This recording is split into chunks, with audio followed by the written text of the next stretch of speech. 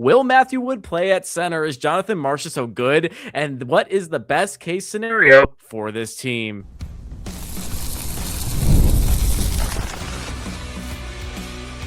You're Locked On Predators, your daily podcast on the Nashville Predators, part of the Locked On Podcast Network, your team every day. What's up, everybody? I'm Jack Williams. With the summer slowly but surely winding down, training camp is on the horizon, and questions about this team are arising. Today, Ann Kimmel is with us to chat about what's on her mind and what's going on about this team. Ann, it's always great to have you here. How you doing?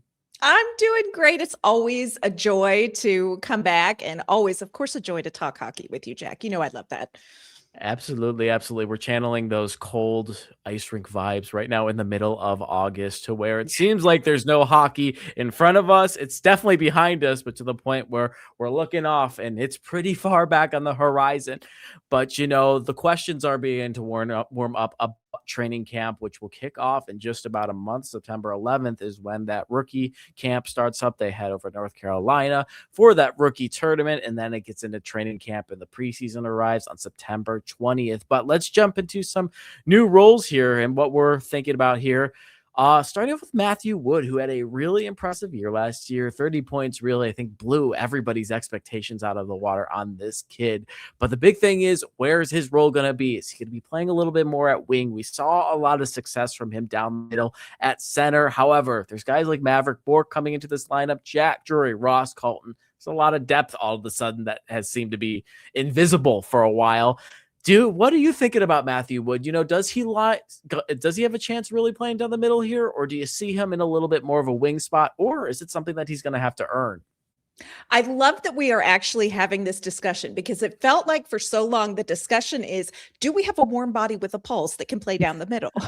And so here, Yes. Now all of a sudden Chris MacFarland has done Chris MacFarlanding, and we're actually having a genuine conversation about who could be in and who could be out. Now, I don't think that means that, you know, there is a Nathan MacKinnon brewing for the Predators down the center. But I love this question. It's something I've really wrestled with, because at the end of the season, Matthew Wood had said, I'd really like a chance to play center. It's where I've played a lot. I really enjoy that. But like you said, all of a sudden you have Maverick Bourque. And you know, you tell me if you read it this way, but when we had media availability, it almost felt like the conversations with him coming here and signing to a 6-year deal, it sort of felt like maybe part of that was a very informal dibs on a position at the center, because Bourque has played some wing and he wants to get back to the center. So to me, I was like, I think they're telling Maverick Bourque, short of you whiffing spectacularly, you're probably going to get to play center here. So that's kind of what I took away from that conversation with Maverick Bourque. Yeah, I would agree. It's a very similar mindset, mentality, vibe that we got from that in Maverick Bourque, and just that he's going to be playing, it felt like he's going to be playing a top 6 role, and just that he's going to not just be in that second line center spot, but he's going to battle for that first line center spot. As we hear over and over again that Ryan O'Reilly shouldn't be the first line center. Ryan O'Reilly shouldn't be the first line center. Well, clearly he is, and he plays like it. He's too old to be playing there. Well, he's playing first line 7 minutes, and looks like it. No one's going to rival that, but seems like Maverick Bourque is the next of guard, next of kin, whatever you want to call it. That's going to be stepping up into that as well. And it seems like with the money and the contract that he offered, and in his French Quebec accent said, I'm ready to prove it to everybody and do just about everything here to make sure I'm living up to this contract. Yeah, it feels like he is very much shifted into this role. But to your point of just Matthew Wood is a big piece of this future coming in. Yes. Him and Luke Evangelista are the pieces that are here right now that are going to be doing a lot of guiding in the rest of the herd onto this team. And the big thing is, I guess, you know, the other question that brings up is it good to start that herding in now comparatively to later? You know, Chris MacFarland seems like he's a GM a lot about now, but would it be a better decision to have Matthew Wood, you know, possibly have a spot over, you know, maybe Ross Colton or Jack Drury? Probably not Jack Drury the way Chris MacFarland has talked about him. He loves him. He loves Jack Drury. He loves him. But I mean, would it be worth, and, you know, to get your take on this, would it be worth having that future presence start guiding in now versus later with Matthew Wood? That's kind of where I land on this, because I think you have to look longer term. And let's be honest, when the Predators really get sort of in what I think maybe McFarland feels is the contention window, and that's kind of the developed Surins and Brady Martins and Riker Lees and Wyatt Cullens. So we're talking a couple years down the road. You're likely not going to have Ryan O'Reilly, although let's not count him out. Dude could live forever and play forever. But you're going to lose some of the veteran presence. And there's a part of me that's like, look, if you're looking ahead and you're saying Matthew Wood is somebody who could be, this is a young player who is going to be a top 6 player. I really think he is top 6 guy. And I think if you want him to play center down the road, if that's sort of where you have him penciled in, then why would you not just get him the experience now and give him a shot with that? The flip side of that is if you're looking ahead and you're saying Maverick Bourque is going to maybe be our 1C, 2C behind Ryan O'Reilly. We'll see how that pans out this year. Maybe a great pairing for him down the road would be Matthew Wood on the wing. But I think if Chris McFarland has sort of a penciled in, and I hate to say pencil and I hate to say pen, because, that just brings us back to the plan and the path.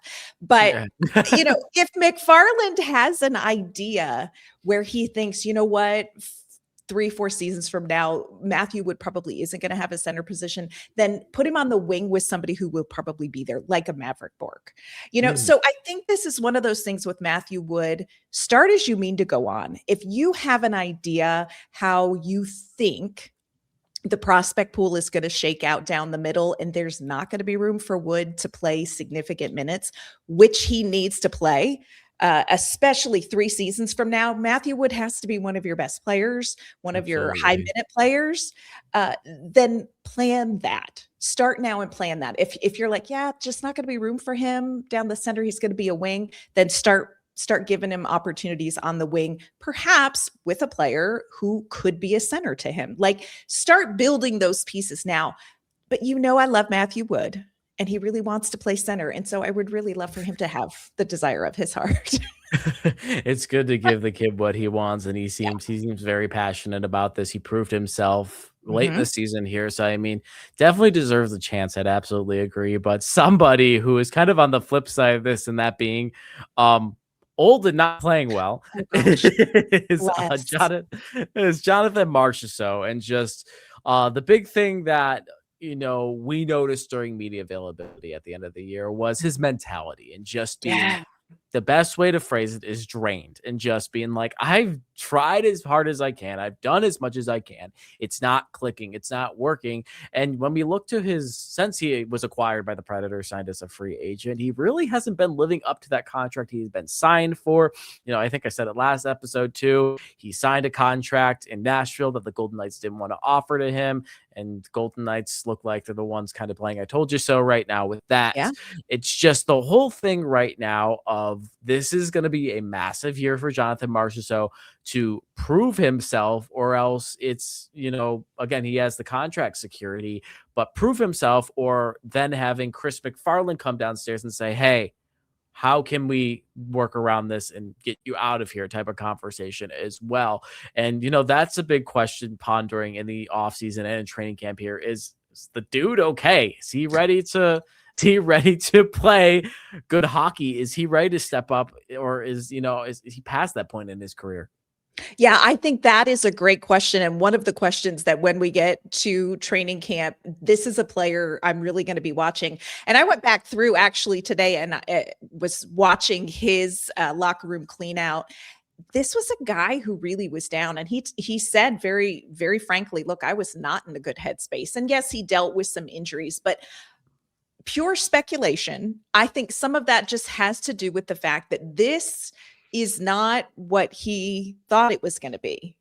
The results certainly are not what he thought they were going to be. His contributions, he was coming off of a 42-goal season in Vegas and then comes here to Nashville, and I think he had 12 last year. Like, this is not the gig that Marchessault envisioned when he picked up the phone and Barry Trotz was on the line. And so I understand his frustration. I understand he was painted a picture that is not coming true, but Jonathan Marchessault, and he said this himself, he has to be a part of the solution. And I agree with you. You have to see that happening this season. Like, come back, do whatever refreshing, saging, sports psychologist you need to do. But we need Marchessault to come back and be one of the players who's like, hey, I'm back. Pretend like that didn't happen.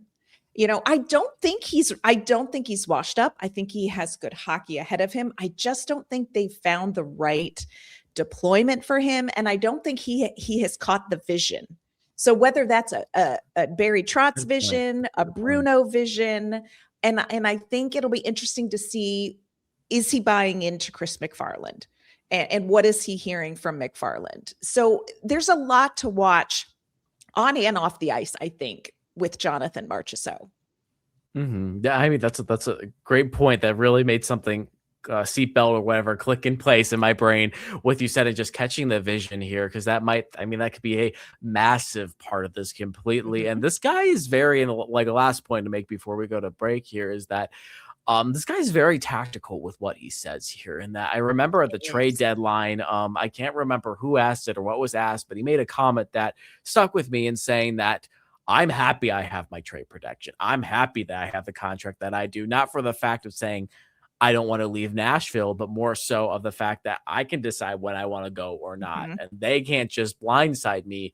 And you can read into that as much as he wants. I think that's what he kind of wanted in saying that. And then at locker room cleanout, also saying, if I'm playing the way I am, nobody's going to want me. And just not just talking about Nashville, saying in the sense that addressing trade rumors, kind of saying the quiet thing out loud without actually saying it, being like, trade rumors, maybe I do want to go, maybe I don't want to go. Either way, if I continue playing like this, I'm not going anywhere. He's not going to move the needle anywhere with 12 goals. Exactly. And it just, he's very, very good with his words. So, I mean, so interesting to talk to, because you're like, okay, you're having a conversation, but are you having another conversation underneath that you're talking about? He has little, like, it's like playing I Spy. You're looking at a big picture and you're like, at, this is over here and stuff. And it's, he puts little Easter eggs here and there to really look into and think about, like those two things. But interesting player, to say the least. He's very goofy as well, but it'll be interesting to see where he lands this season. But coming up, we will talk about what is everybody's favorite topic, Andrew Brunette and his employment and what that will look like with this team. That'll be coming up right after the break. Support for today's episode comes from Indeed Sponsored Jobs. When workplace chaos hits and you need the right hire, Indeed Sponsored Jobs helps connect employers with candidates who match specific needs like skills, certifications, and location. So less time gets spent searching and more time gets spent finding the right fit. People are finding quality hires on Indeed right now. And the minute I've been talking to you, companies like yours have made 27 hires on Indeed, according to Indeed data worldwide. Usually the biggest difference isn't someone doing more work. It's having somebody who knows exactly what needs to happen and helps everything run smoother. Spend less time searching and more time actually interviewing candidates who check all your boxes. Less stress, less time, more results. When you need the right person to cut through the chaos, this is a job for Indeed Sponsored Jobs. And listeners of this show get a $75 sponsored job credit to help get your job the premium status it deserves at Indeed.com/podcast. Just go to Indeed.com/podcast right now and support our show by saying you heard about Indeed on this podcast. Indeed.com/podcast. Terms and conditions apply. Need to hire? This is a job for Indeed Sponsored Jobs. All right, so we're at everybody's favorite topic to scream and yell about, and I just got into it with somebody online about this topic. Really? I'm so glad weird. Oh my good paragraph. Oh my goodness. Well, it's gonna be, and I don't know if I'm using this reference right. It's truly going to be a red October, and just talking about the. I don't even know why I'm making that reference. I don't even know what it's about. A great movie and book. It's about the Cold War, right? It is. I think so. I haven't seen it in a while. It's something about war, right? Yeah, and submarines. Yeah. it's going to be tense in October because this hot seat is going to get hot. And mentioning that, and it being Nashville, it might be 80, 90 degrees. So Yes. it might just be hot in general. But when we're talking about the status of Andrew Brunette's job, something I would love to hear your opinion about is that hey, the leniency, the buddy, the don't hurt him part of it is gone here in Nashville. When we're talking about who's in charge, Barry Trotz isn't here anymore, who was one of, if not the biggest Andrew Brunette defender here, whether or not he deserved to be here or not. Trotz was in charge in this situation, and he made the call whether or not this was or wasn't going to happen and gave Andrew Brunette a lot of chances. At the end of the year, it did end up panning out. But the big theme that we have seen since Andrew Brunette came in charge, outside of the 2023-2024 season, maybe I went a little too far on that. 24-25 is what I meant. No, excuse me, the year before. There we go. Is that these October starts have been very, very slow, and that hampered the Preds horribly the year, not last year, but the year before that, and set them back a lot this past season. They were able to rally. So, and the long way around with this now, I mean, that protection isn't there really for Andrew Brunette. How much does that affect the first month of the season? I think this is going to be huge because, like you said, sort of the security blanket, the cheerleader has left the building.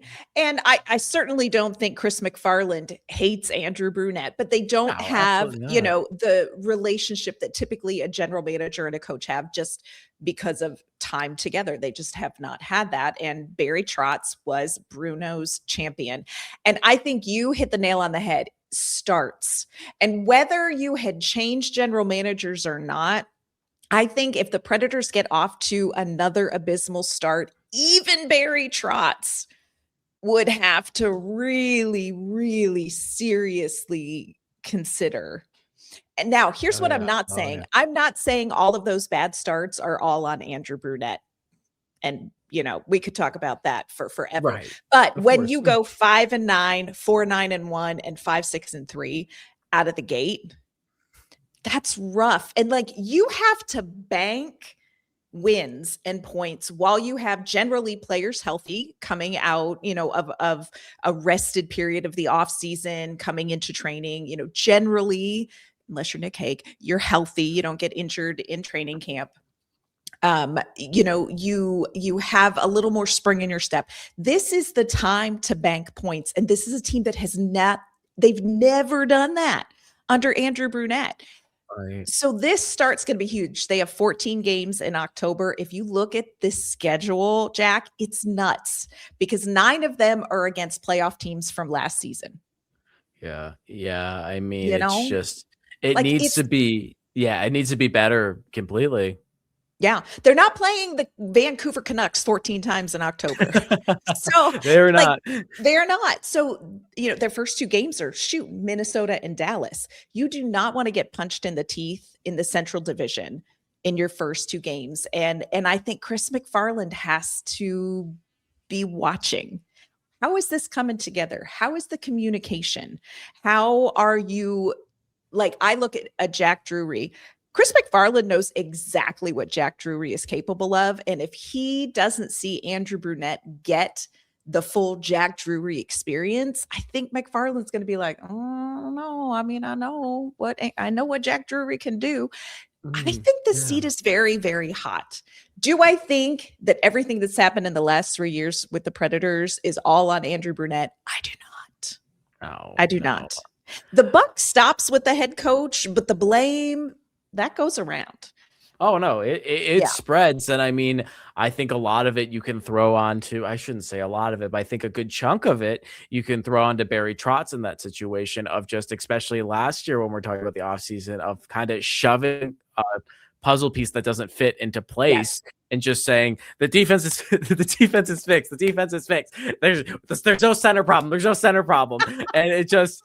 If only that worked. The puzzle was broken at the end of the year because you're jamming something that's not going to fit in. And I think that's a massive part of it. But as you mentioned too, the other part, it just Andrew Brunette and just the whole believe thing and the Ted Lasso thing of just believe, trust me. But when it takes a season and then like a quarter of a one to get going, then you're like, and now the expectation, especially the way they finished coming into this year, is like, oh, it needs to be better if we're going to carry over from the momentum that was established last year. Right. The expectation is it's going to flow through October and they're going to look like one of the better teams in the Central. But as you mentioned too, you don't want to be behind the ball against Minnesota and Dallas, two of the better teams in the Central Division, especially Minnesota. If any of the games are played like they were last year, they're going to be competitive and they're going to go to overtime. And I mean, points on the table and stuff like that. But and I think the important part of this, and I think you'll agree with me here, is that two things. It's not all Andrew Brunette's fault, whether or not they are Blues or not. And two, do not be rooting for this man to lose his job. Do not be rooting for this team to lose the entire month of October. I really don't want to see people saying Predators need to lose all their games in the first month and that Brunette's gone and cheering for this team to lose, because you're not then you have to dig out. Like then you have to bring in a new coach and dig out of what you wished for to solve one problem, when really a team that has struggled like the Predators have over the last couple of seasons, friends, this is nuance. There is more than just one coach. Like, you know, I said this to someone online. This is not a team that is a coaching change away from contention. Oh, yes. They're not. And the other thing you have to weigh as you look at Andrew Brunette keeping his job is who's available. Like, you can fire a coach, but it's only smart if you've got a really good one to hire. And you know, Chris MacFarland would love Jared Bednar. That is never happening. It could happen maybe down the road, but probably not for several seasons and maybe not ever. So unless Chris MacFarland has an ace up his sleeve, the devil you know may be better than the devil that you can't even hire, because they aren't out there. You know, and so be careful what you wish for. Right. And one parting point with that comment is maybe something happens and Brunette's going to be fired and what's so not. Ace up his sleeve might be a joker, and you have John Tortorella walking through the store. Do you really want that? Do you really want that? As Ann said, that, you know, you think this is a savior? Do you think this is an angel? It could be the devil walking right through. And you have John Tortorella. And yes, this man is the most interesting path, the most roller coaster path of coaching ever, to where he has these high highs and these unbelievably low lows, which included him trying to fight the entire Calgary Flames roster and coaching staff back in 2016 or whatever. And just, you know, he was on a high. If we're going to be making prediction markets of what's so not nowadays, he's going to be posed to the next job he goes in to be a low, and you don't want that to be in Nashville. And Anne can attest to it even more. You don't want him to be here. No, I don't think. And you know, I know there's a lot of great things about Torts. That's my face. But I don't think this is the guy that you necessarily want to bring in for Brady Martin, for Wyatt Cullen, for Riker Lee. I just don't think he's the guy. But, you know, he's not. God go with him wherever. He is not. So, but the seat remains toasty for Andrew Brunette, for Bruno. But take one more break, and then when we come back, we will talk about the best case scenario for this team and possibly some predictions. That'll be coming up right after our final ad break.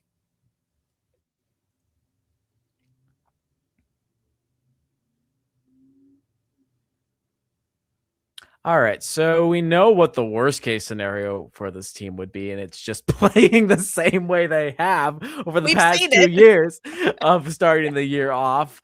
But realistically, Anne, and within realism, I'm not saying they're going to win every single game in October, but realistically, out of the first month and then into that, what do you think? And I know it's a big, bold question here, but what do you think is the best case scenario for this team, I guess, within the first month? The first month, like I said, very tricky. 9 of the 14 games are against last year's playoff teams. One of the teams that they're playing that didn't make the playoffs are the Toronto Maple Leafs, and they have Gavin McKenna and Austin Matthews. So I really think they're going to be fine. So that's another team that's not a gimme. I think a best case scenario, and I think that this is a significant ask, but potentially if the Predators could come out 500 or a little above, I think is the best case scenario. I don't see the Predators going 14-0, friends. I think you have quite a few new pieces to indoctrinate, for lack of a better word. You have absences that you now have to compensate for. You have to figure out players like Marchessault and Brady Shea. There is still a lot for this team to figure out. The defense. Is UC Saros going to be an above 900 goaltender this season? There are so many questions about this team that if by October 31st, November 1st, if this team is, 7-7,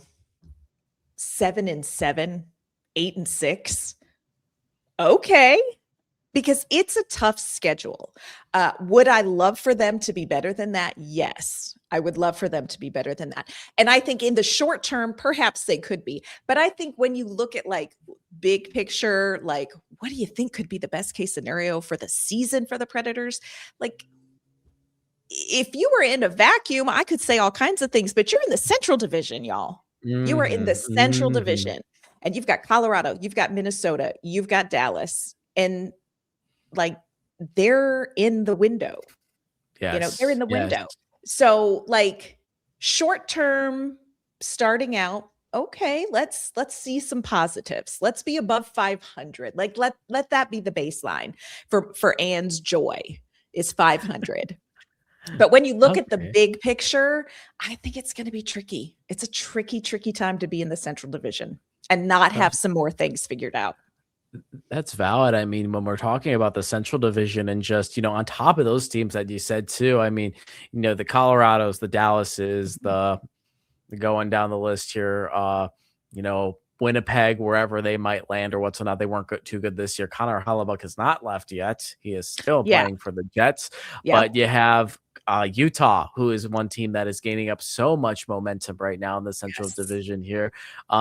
The Blackhawks have Patrick Kane back. I don't know what they're going to do with that, but they got vibes, baby. They got vibes. They're riding on vibes out there. Riding on vibes, and vibes can be dangerous. Vibes can be dangerous, very dangerous, and it's just trying to figure out where Nashville lines up in this situation here. The question I have for you, which it sparked something that I said earlier, and it kind of went opposite to what you said. So I want to get a little bit more of your take in it. Was I think a few episodes ago I said that I thought it's interesting to feel or think about how tight the leash is on right now or short the leash is, I should say, on Andrew Brunette from McFarland. And just, I felt like 500 wouldn't save him. In this situation with how intense the schedule is, do you think 500 would be able to save Andrew Brunette? Or would he have to be on the winning side of 500 rather than the losing side of 500 to keep his job?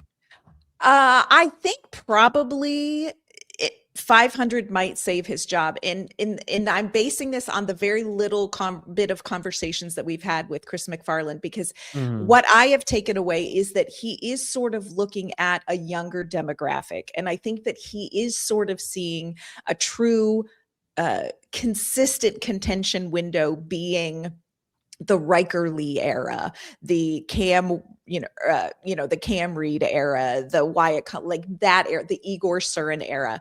And so I wonder if that kind of takes some of the tension off the leash, because I don't know necessarily. And look, Chris McFarland wants to win. But I don't know that he is unrealistic about the roster. Do you know what I'm saying? Like, yeah, absolutely. Like, so I want to sit down with McFarland and say, okay, what is more important to you and more realistic this year? Is it more important to you to win and try to get into the postseason, which of course that's very important. That's his job. Or are you looking at this season as a season where you're probably going to develop some players and that's going to be the big payoff? Because realistically, again, I go back to in the Central Division, realistically, like not only does Nashville have to be very good, but some other teams have to struggle. Like they're Oh, gonna need some absolutely. other teams to struggle. And that's the nature of the beast sometimes, but I think for sure that's the situation. So I'm curious if the perspective of Chris McFarland buys Bruno time. If McFarland's like, you know what, I don't think we have it yet, but let's see what we can do with if Brady Martin makes the roster, or what can we get out of Maverick Bork? What are we going to see? So maybe, maybe that buys Bruno more time. If McFarland's like, yeah, nope, don't see it.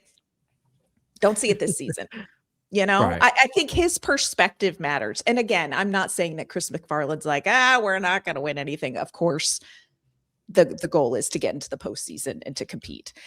Right. But right. Yeah. you know what I'm saying? Yeah. Like being a little bit more situational about what's going on. And just, I think I like that makes a lot more sense of like being a little bit more situation of, okay, what is Maverick Bork, like you said, giving us right now? If Brady Martin makes the roster, what can we make of that? Instead of Barry Trotz being like, and I don't want to dog on the guy too much, but just I like the whole thing of like, okay, we're gonna let, I think I can't remember who said this or not, but like, okay, well, like a little puppy, we're gonna let Brady Martin run around the yard for a few more weeks, and then we're gonna pull him back into the house, sending him back to Sault Ste. Marie.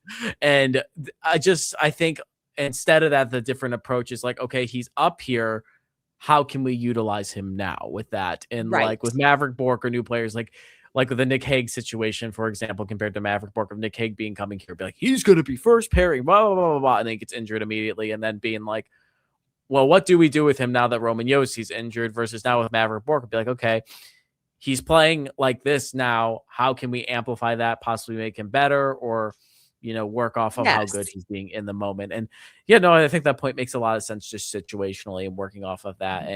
And I think Chris McFarland's more so be like, okay, this is what the status of the team is like now. This is what we're going to work with now, rather than this is the vision I have, and I'm not going to stray off of this. Yeah. Yes. And I'm going to say this, and this is an oversimplification, but I think one of the struggles is that Barry Trotz sort of read the room wrong. When the Predators got into the first round and they lost against Vancouver, I think he read the room and said, oh, we just need some more goals. And I, you know what? I appreciate that he was like, I'm going to go out and do something about that. And he went out and Barry Trotz did the thing. So, kudos for that. But I think he read the room wrong. Do you know what I mean? And so I think it'll be interesting to see, what is Chris McFarland reading? How is he reading the room? Is he able to look at it and say, got some great pieces, but we definitely have some holes and we're not ready yet? And what am I going to do with the time? What am I going to do with the yet? So it'll be interesting to see how McFarland reads the roster and reads the talent pool. I'm very curious to hear some more from him and to kind of watch and see, because I think Barry Trotz read the room wrong, Jack. I think he read the room wrong. I think he did. We were not a couple goal scorers away. We were not. I think he did too. That's like a fantastic point you made of just like you mentioned, we need goals, got goals, didn't bring goals for some reason, and just it didn't read. The situation wasn't read right. The room wasn't read right. And obviously, I'm not doubting Barry Trotz's ability of being a coach or a GM, but I mean, in that moment, it didn't seem like he knew what was going on or what the team needed best. And we have hindsight. And so, yay for us. Course, and of course, I can see where, I do understand where he could be like, oh, okay, this is all we need and we're almost there. I get how we arrived at that, but I don't think it was, we were in a different room. We were in the study. In a different realm. Absolutely. Yeah. But thank you for making Locked On Predators your first listen of the day. For your second listen of the day, check out the Locked On NHL podcast. There is no offseason, bringing you daily league-wide stories that matter the most with the local coverage you love from Locked On. Find Locked On NHL on YouTube or wherever you listen to podcasts. And where can everybody find you? I am gonna be around, friends. Keep your ears out. Got some interesting coverage news that's going to break in September. I'm not leaving the Preds beat. just keep your ear out. You can find me on Twitter at @AnnK_Mama on Ice and all that good stuff. Anne has something really exciting going. I mean, she always has a lot of good stuff going, but I mean, she has something in the works right now. I'm very excited to see launch. I think a lot of people are very excited to see launch as well. And yeah, we're looking forward to too. At Jack G. Williams on Twitter/X. All my stuff is on the Hockey News Nashville Predators. You can find us at LO_Predators and Facebook and Instagram. We're just Locked On Predators. And thank you for coming on. We always love you here, coming back to the homecoming per usual. That's right. Yeah, absolutely. And as to the viewers and the fans, always grateful for y'all, thankful for y'all, appreciative for y'all. And yeah, we're chugging through the summer together. We're getting through the dog days together. And before you know it, training camp will be here. But I will see y'all later on another episode of the Locked On Predators podcast.